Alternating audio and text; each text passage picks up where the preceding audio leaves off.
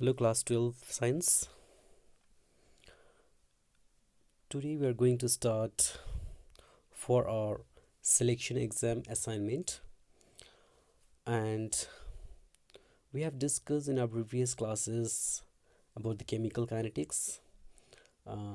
Then we discuss about the rate of reaction, how we can write down the rate law expression, and in the last topic we came across the order of a reaction. What is the order of a reaction? It is the sum of the power of the exponent taken in the rate equation.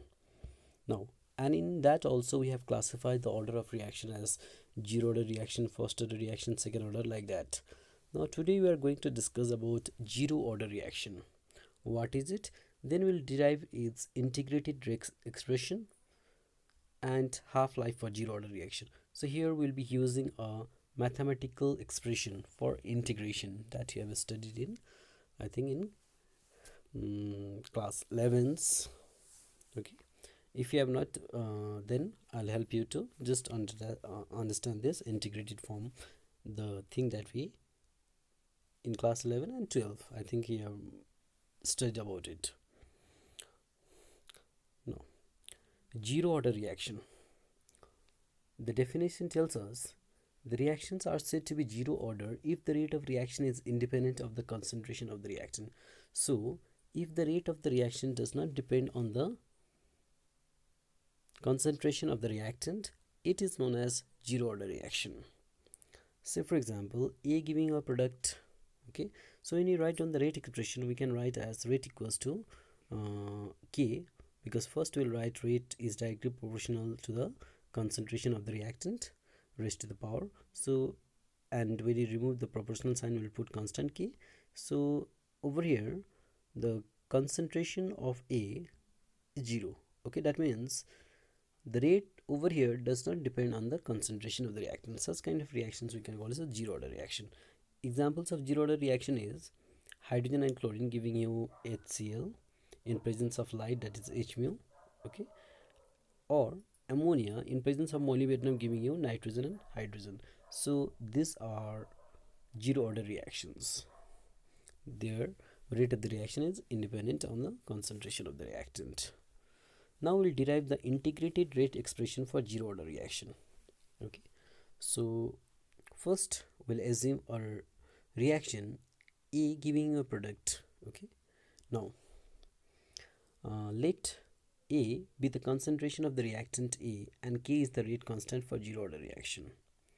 Now in that case, since we have already written how we represent rate, that is instantaneous rate, if you represent rate equals to minus dA by dt. A is the concentration of the reactant, and why it is negative? Because there is a decrease in the concentration of the reactant. Okay, so according to that, we can write rate of a reaction, that is minus dA by dt, we are considering this, is proportional to the concentration of the reactant, and each raised to the power 0, as we have seen before, equals to K. Okay, now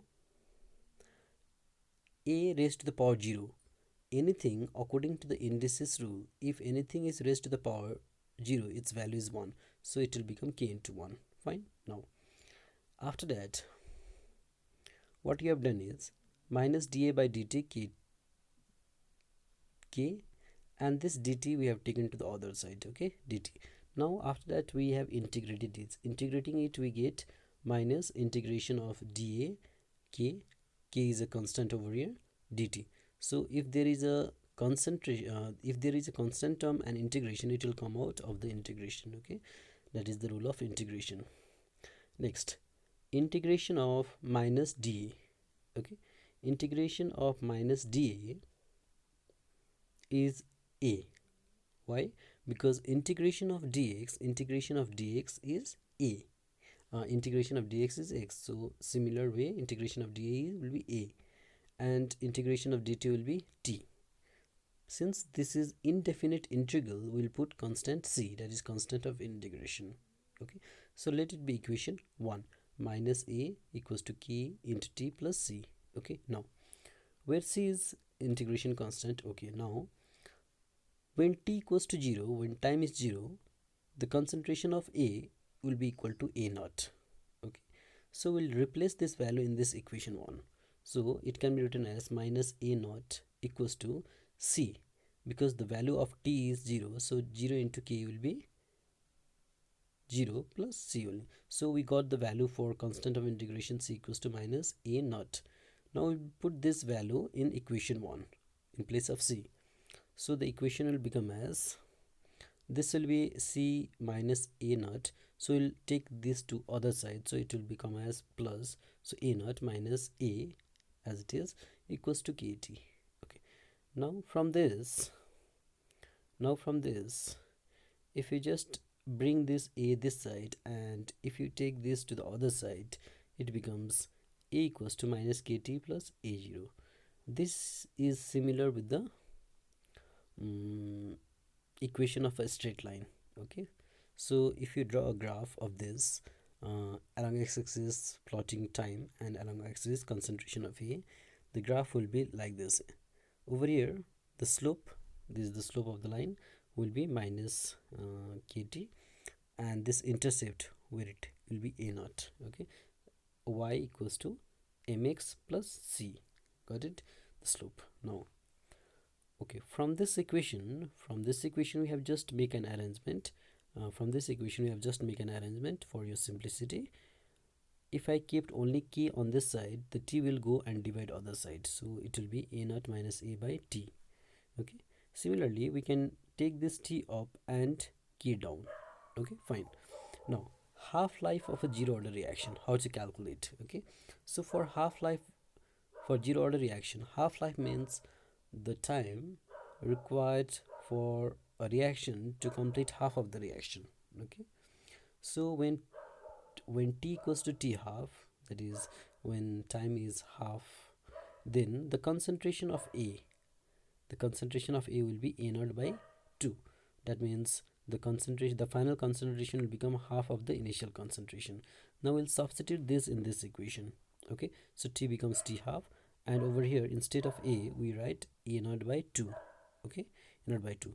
When you just simplify it, you'll get it as a naught by 2k. So t half equals to a naught by 2k. That means the half-life period for a zero order reaction depends on the initial concentration of the reactant. Okay, so you practice it, derive this equation, you'll understand. So assignment for today, assignment number 1, define zero order reaction. Question number 2, give examples of zero order reactions. Question number 3, derive the integrated rate constant expression for zero order reaction. What is half-life? Write its expression for zero order reaction. And last one, mention the unit for zero order rate constant. Okay, so complete this assignment and send it in my mail.